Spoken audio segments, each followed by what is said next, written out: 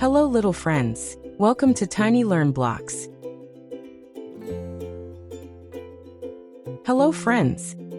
Today we are going to learn about a new shape. Cone.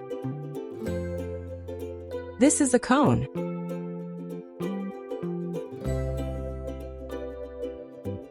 A cone has one flat face,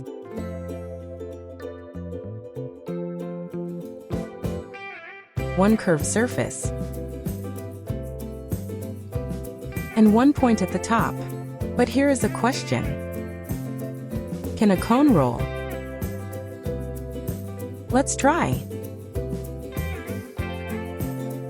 Look, it's rolling. But wait, it's not going straight. It's moving in a circle. Why? Because one side is wide and the other side is narrow.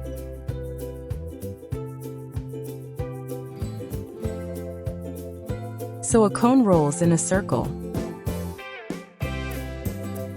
That's the magic of a cone.